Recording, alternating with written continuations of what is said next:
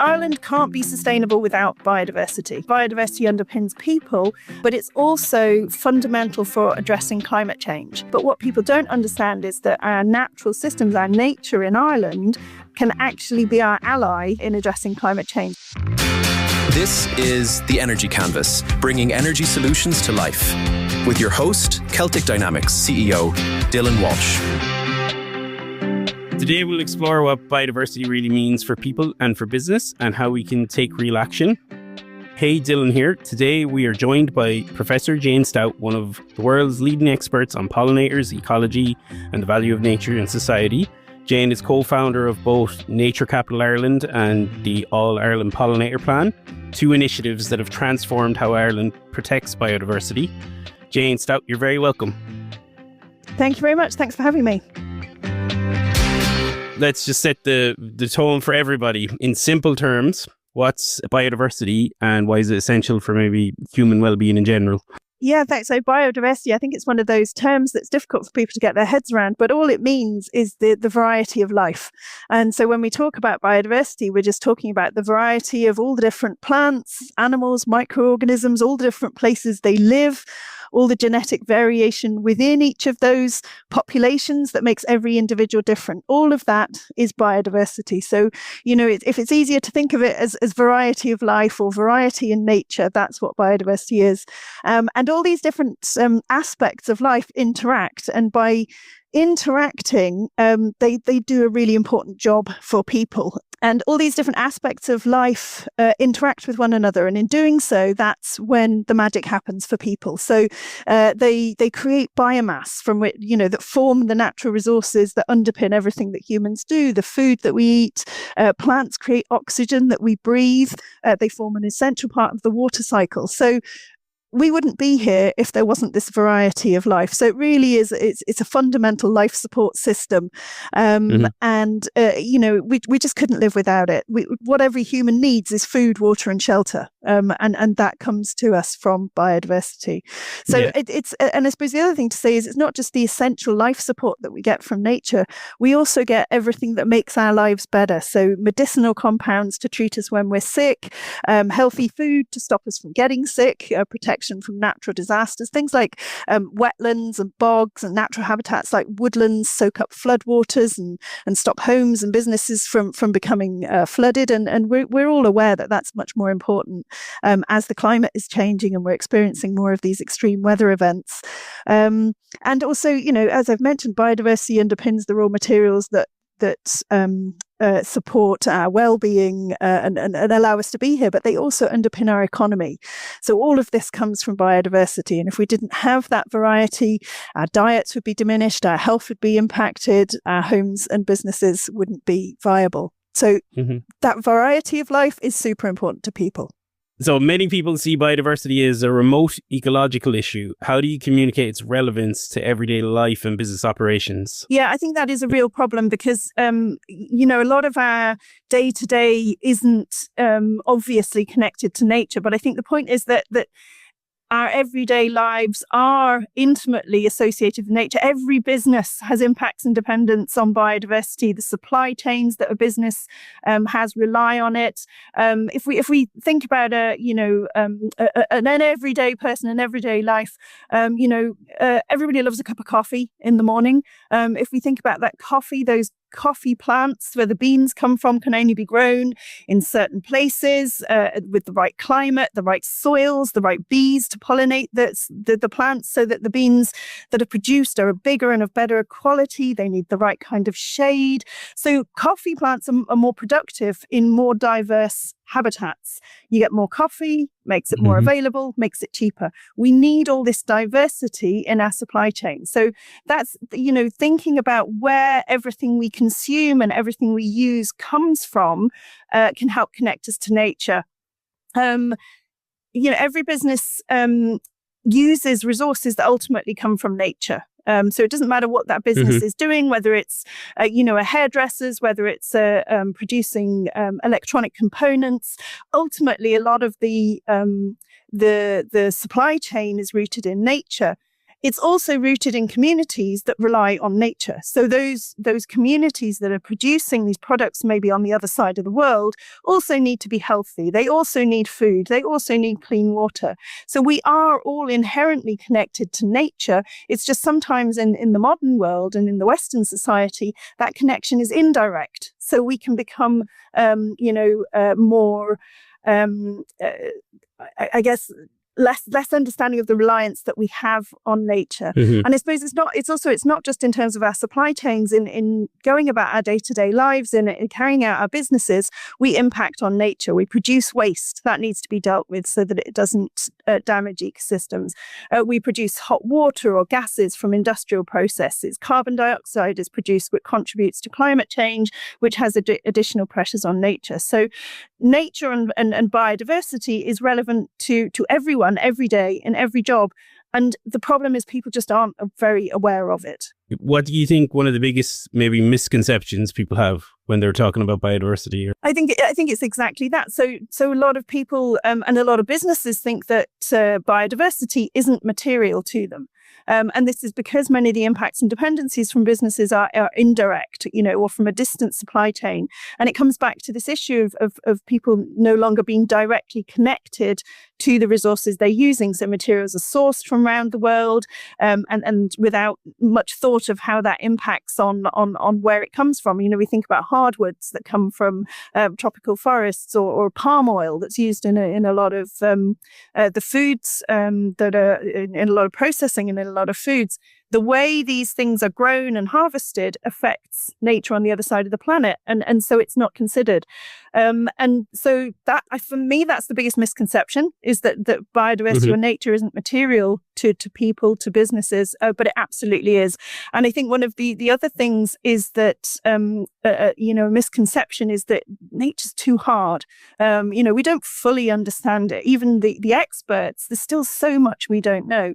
So it's kind of put into this, too hard category, or this too hard basket. But really it's, just starting to think about where our connections to nature might be helps us to then realize that we need to understand more. And even if we don't understand everything, we need to start to think about it as part of our daily lives, as part of our daily businesses. In terms of biodiversity, like loss in Ireland, how is that impacting maybe our goals? Yeah, no, I mean, Ireland can't be sustainable without biodiversity. So, as I've said, biodiversity underpins people, but it's also fundamental for addressing climate change. So people are much more aware about climate change, and much more action is being taken. But what people don't understand is that our natural systems, our nature in Ireland, can actually be our ally in addressing climate change. So things like bogs, these amazing habitats that soak up water like a sponge and help to prevent flooding downstream by ameliorating water flows. But they also sequester carbon. And so nature can be a tool to help us in adapting to climate change, and also in mitigating climate change. Biodiversity loss, also can risk the fundamental processes that feed us here in Ireland. So loss of biodiversity means that agriculture is not as efficient as it could be. So that some research from some of my colleagues here in Trinity recently just showed that if our grasslands had 5 more species, so if we went from a single species of grass in our livestock pastures to 6 species, there'd be an increase in yield and a reduced need for artificial inputs. So that's a win-win. And that's because each of those different plant species is using the resources in the soil in a slightly different way. So if you think about it, if everybody goes to the same restaurant and orders the same meal, it soon runs out, and half the people go hungry. It's the same in nature. That diversity of plant species means that there can be more activity and more yield and more production. So, we can't become sustainable long term in Ireland or anywhere without looking after biodiversity. There's a few interesting things in that. If I was an SME business or something like that, and I want to make sure I'm thinking about biodiversity in my core plan, what would be something they should have in their strategy? Yeah, and I think it's really difficult, particularly for SMEs, because they don't have the capacity to do this. But it's thinking about risks and opportunities. And I think, if we think first about the risks associated of not considering biodiversity, and I've already mentioned risks to the supply chain, risks to employee well-being. Risks to reputation, and of course financial risks in terms of fines for non-compliance, or in terms of not being able to operate as usual, or increased insurance premiums. So there's lots of risks of not addressing biodiversity in a business context, and I think that can be a good place to start. And then the flip side, the opportunities associated with considering biodiversity and taking action to protect biodiversity. So for employee health and well-being, for social license to operate and community engagement, for financial benefits, so from reduced insurance premiums, or something like that. So I think businesses thinking about it in the way they think about their normal business processes, and usually the risks and opportunities are linked very much to finances.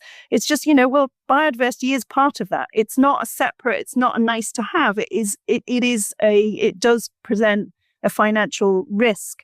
And there was a report recently that showed that I think it's something like over 95% of Irish businesses and investments that are made are dependent on at least one benefit that comes from nature. So we are, and the financial markets, the insurance companies, they're starting to recognize this. And so it's really important that businesses start to recognize the risks and opportunities that are associated with biodiversity, so that it comes into their core strategy, not just as a nice to have on the side.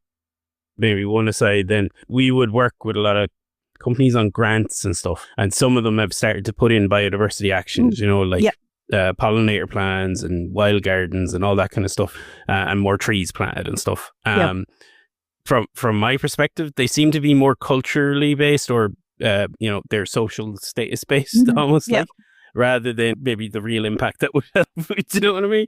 Do you have any examples maybe of how like businesses have integrated something that would be like more substantial impact, or a good representation of how you can help biodiversity? Yeah, and it is hard, because often the action you can take is not at the same place as the risk to your supply chain, so I think, as you say, there's a range of ways that companies have done this. If they have land holdings, they can manage them in a more biodiversity friendly way. So letting the lawns grow, planting trees, creating ponds and wetlands, and the other way that if companies don't have their own land holdings, like you say, they can engage with local communities or local farmers to support what they're doing, either supporting financially or as part of employee well-being or CPD programs.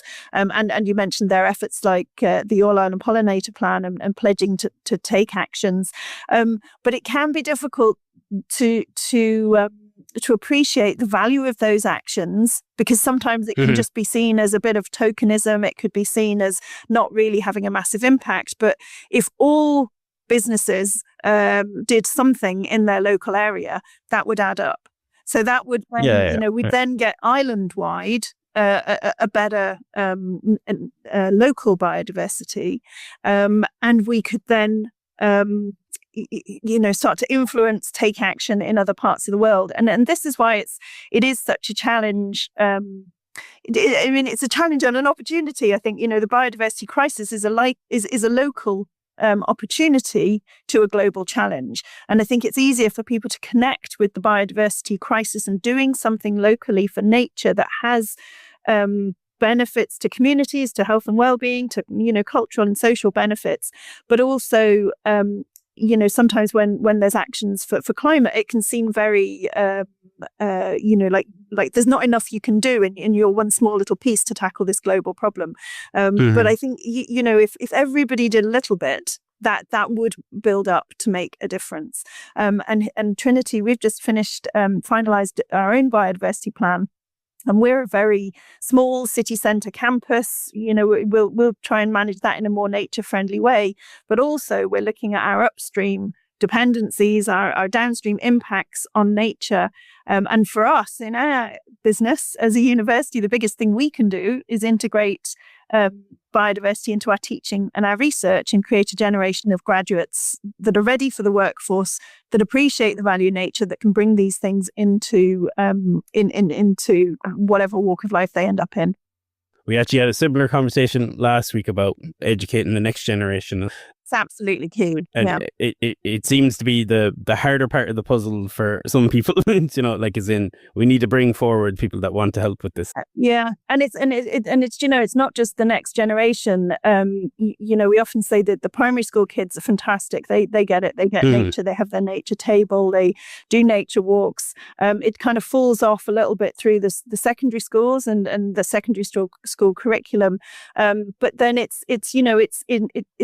it's the adults as well. It's the rest of us. It's the moms and dads. It's the business leaders. It's, that knowledge of nature and its value is just disappearing. And our level of nature literacy as a population is getting worse and worse. And so that's making us more and more disconnected.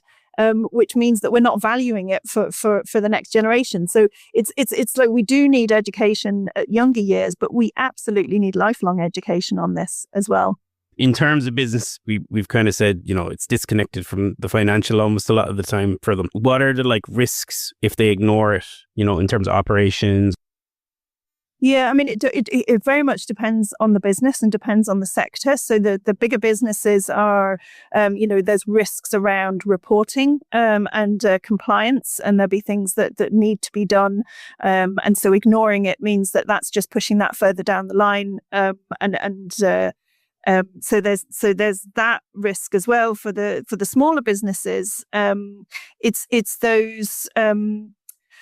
I guess those sudden shocks that could come to a business. So, for example, if there's some kind of extreme weather event in Spain and that hits the supply chain for, I don't know, tomatoes, and you're a company that makes food or processes tomatoes or whatever it is, that sudden shock can affect the cost of your materials, the availability of the materials, and the ability for you to deliver your product, whatever that is. So there can be a lot of both financial and operational risks if biodiversity decline is ignored. And it's just, I think you're making that connection and thinking about it at the beginning. We're not even there yet. We need businesses to be thinking about it so that they can see the importance. Let's say a business wanted to start doing something on biodiversity, and there was one action you would say, do this to start. Is there any simple route, first thing to do? Yeah, and the good news is yes. So a Business for Biodiversity Ireland is a national platform that's been set up to answer exactly that question. So check out Business for Biodiversity Ireland online and join the programs.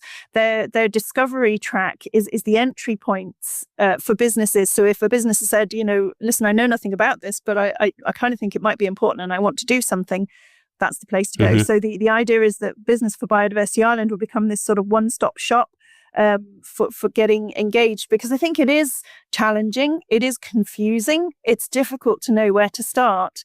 So that would be my one action would check out Business for Biodiversity Ireland. One of the things that you're nationally or internationally recognized for is your work on pollinators and stuff. What would you think is the current state for pollinators in Ireland? And maybe explain what pollinators are for everyone in case they don't know. Yeah, sure. So pollinators are any animals that move pollen between plants and so allow plants. So pollen, it contains the male genetic material for plants, and plants can't move around to mate.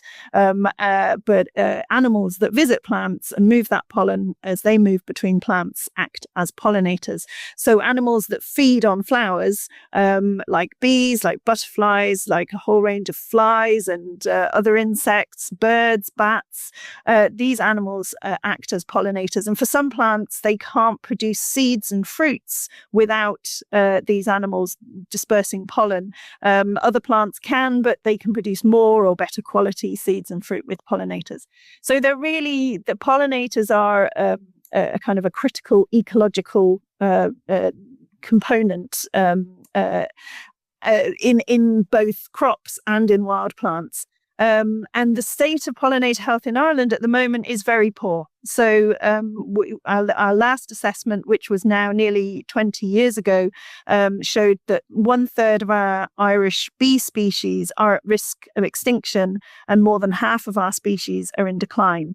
So when I talk to people about bees, most people, think of honeybees, live in a hive, looked after by a beekeeper. But actually in Ireland, we have 100 different species of bee, different types of bee, and only one of them is the honeybee.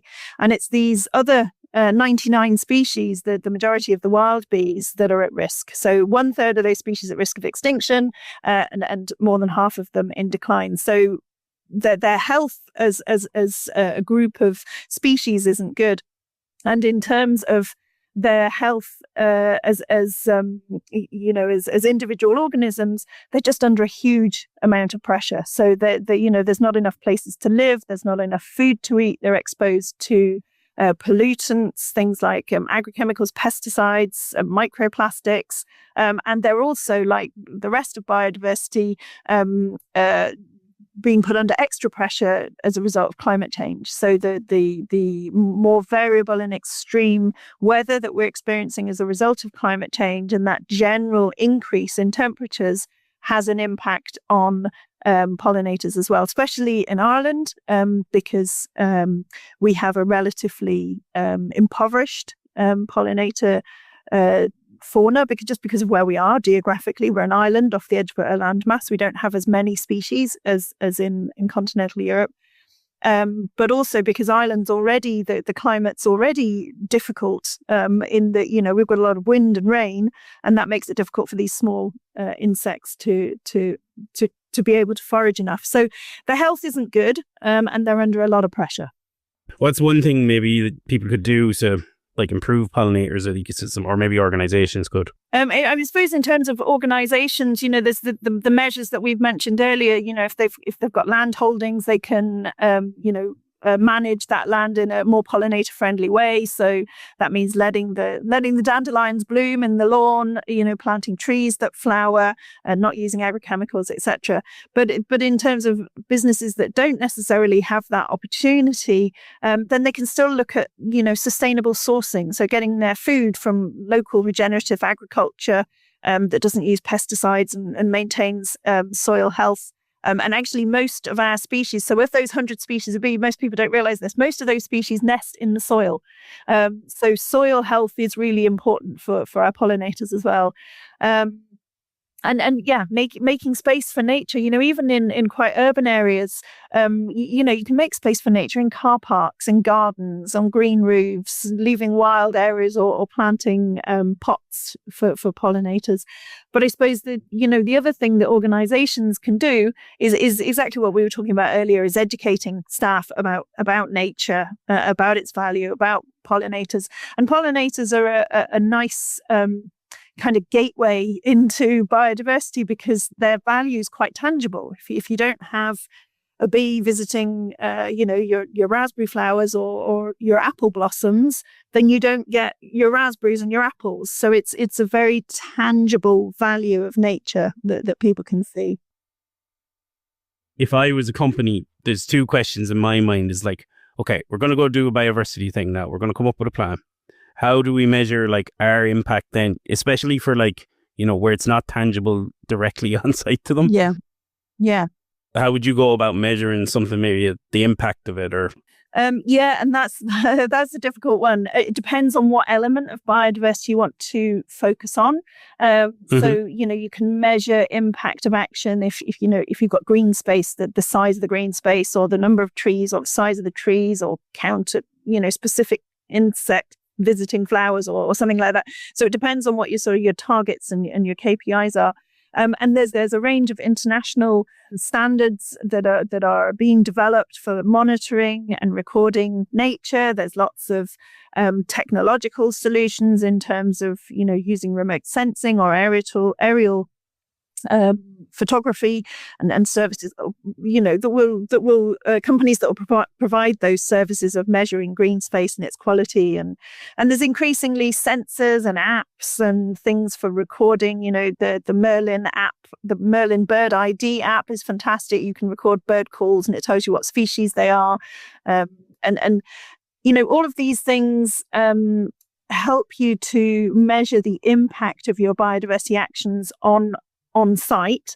It also helps to engage your staff. So it helps to, get the staff engaged and interested in nature. In terms of measuring impacts in the supply chain, that's much more challenging. But I think just starting by recognizing where those impacts are is really good. So where are you sourcing your materials? What kind of impacts might that have? And how could you change the way that you source materials so that you don't have those negative impacts? And there's, the technology around this is growing all of the time. But I think, probably for most companies, the first step would be doing something on their own site, and then just recognizing where those impacts and dependencies are. And that's basically what a materiality assessment does. Mm-hmm, mm-hmm. In terms then of employees, like let's say, okay, we're on site and we've got one person who wants to do biodiversity. How would they go about getting everybody else excited or engaged in doing it? Like, what would be the roadmap? Yeah, do you know what? Actually, if you've got one person who's excited about it, you're onto a winner. Because often we've seen a lot of organisations that their biodiversity action comes from that one enthusiastic person who's either just really determined and just keeps bothering the CEO, or you have a CEO who's engaged. But getting the rest of the employees genuinely engaged and excited can be tricky, but I think one of the best things to do is get them involved. So get them out into nature, get them excited about it. We've taken teams who aren't interested in nature. Our own teams, a half day of outside learning, getting up close and personal, seeing the diversity of nature, just considering it, thinking about it can really engage people. And same with our students. We take business school students up into the Wicklow Mountains and open their eyes to what's there, and that can really help to get people engaged and enthusiastic. And possibly you are, but you're unlikely to get absolutely everyone converted as a nature lover. But once you get that core team of people that are engaged, that can help to build engagement across the company. So you're saying stuff like wildlife walks, days out in wildlife working, beach cleans, things like that.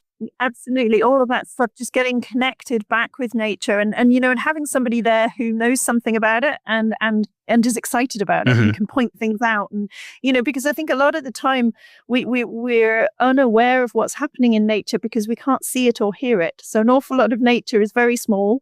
A lot of nature's silent, and a lot of it's under our feet. There's a lot of nature in our soil, so it's easily ignored, unintentionally ignored.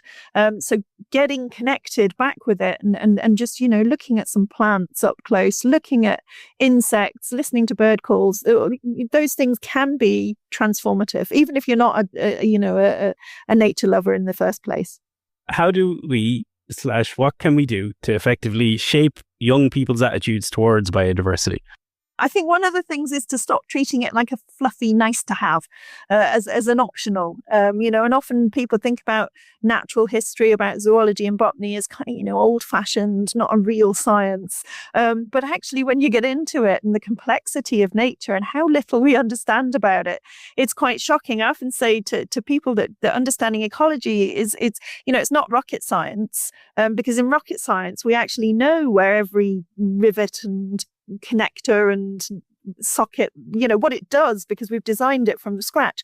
Nature, we don't know everything that happens. So it's actually much more complex, the rocket science. And yet it's not taught in that way. It's seen as something old-fashioned, something nice, and not a serious science. So I think that's one way. We need to take it seriously. It underpins us all. It's important for everyone. So I think taking it more seriously.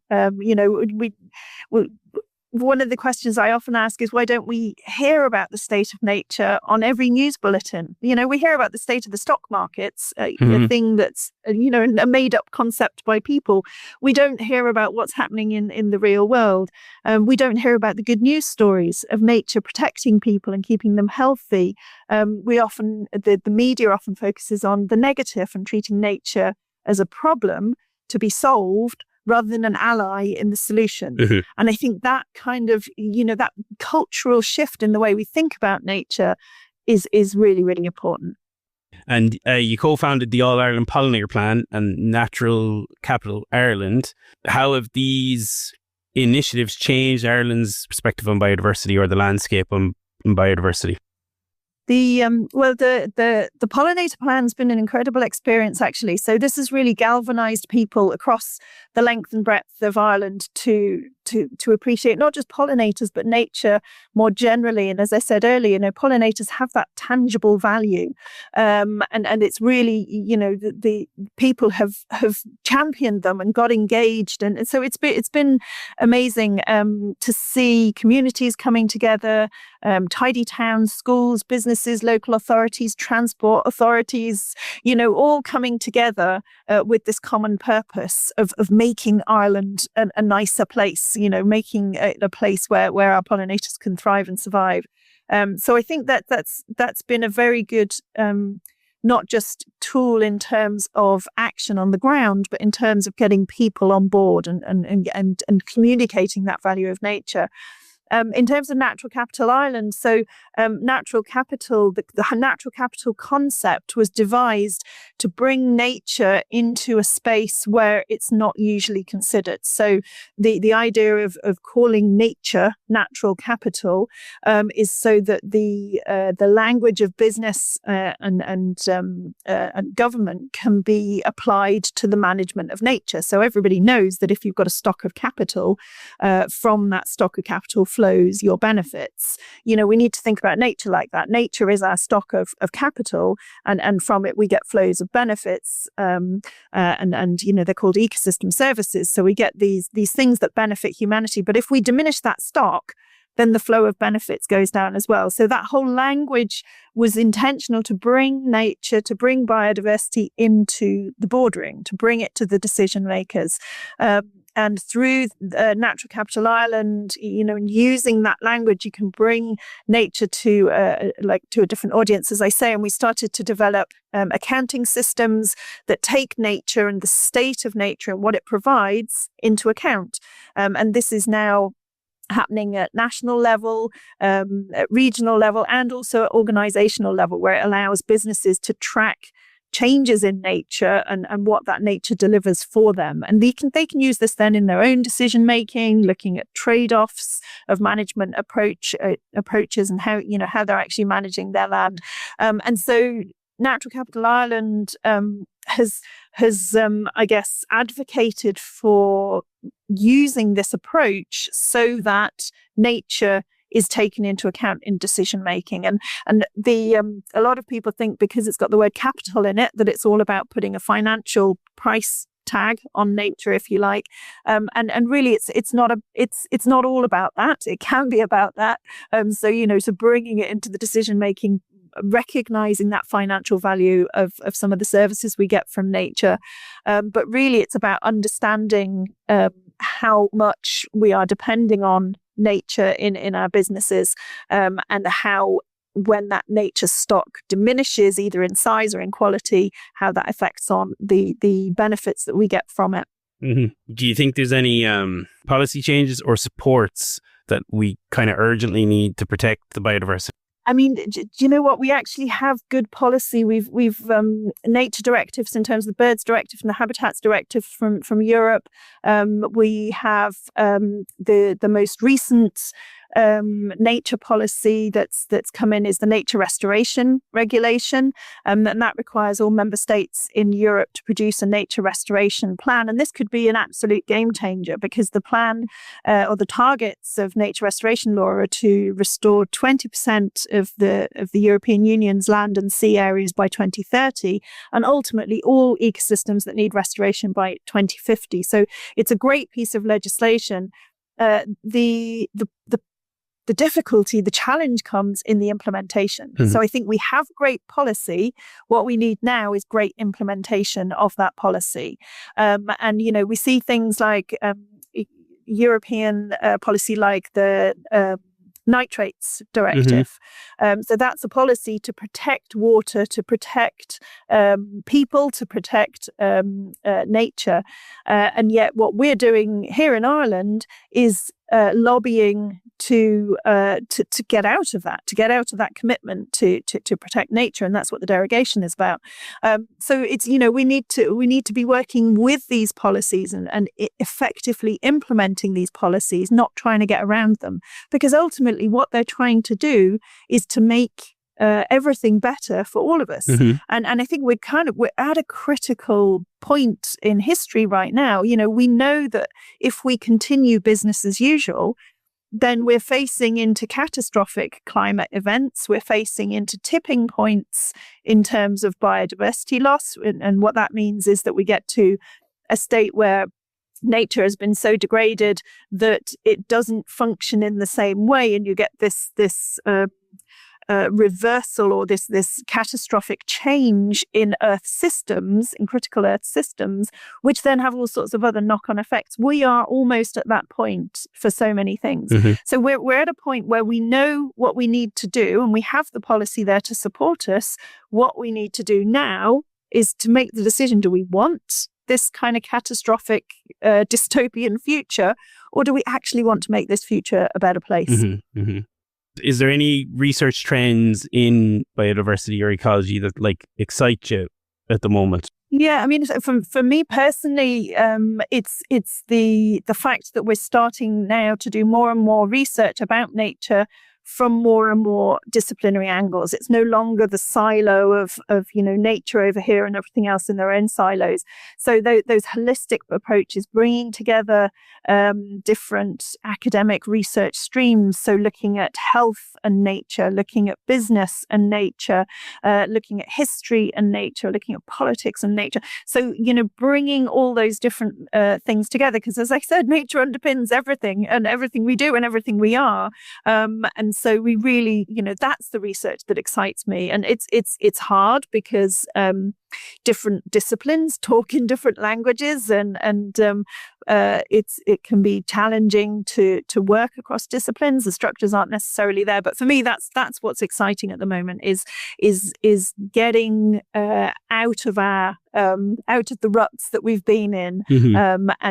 and doing the research and finding out how we can address trade-offs. Like we know that there are trade-offs and that there are complicated and difficult decisions to make, but addressing those. Mm-hmm. What motivates you personally to continue working in this area when it feels challenging or overwhelming?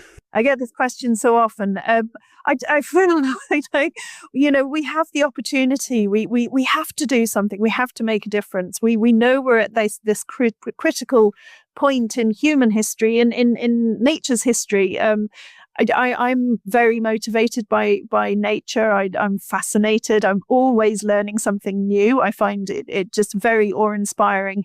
And, I suppose all of that motivates me to not be part of the generation that lets it all go. Mm-hmm. So I think that's probably my personal motivation. And then maybe just to wrap up, what we do on every podcast is we just ask, is there a question you would like to ask industry? And the previous guest has left you a question as well. So is there any question you would like to ask industry in general? My question to industry then in general is what are the barriers to engaging with nature? What is it that's stopping that engagement at all levels? Mm-hmm. Mm-hmm. Okay.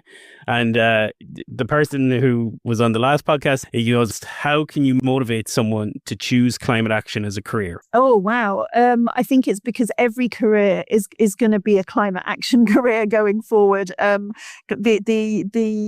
massive change that is coming, in terms of global climate. We're already approaching 1.5 degrees. We know that we're heading a current trajectory towards 3, even 4 degrees by the end of this century. And so every single career is going to be impacted by and have to address climate change going forward. Mm-hmm. That's the end then, Jane. So thanks so much for joining me today.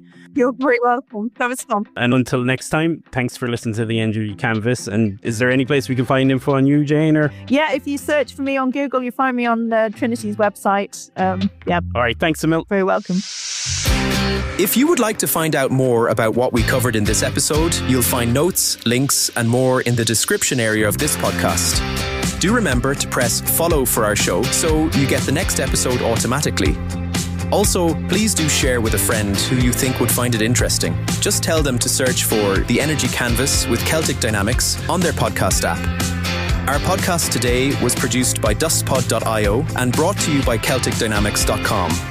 Until next time, thank you for listening.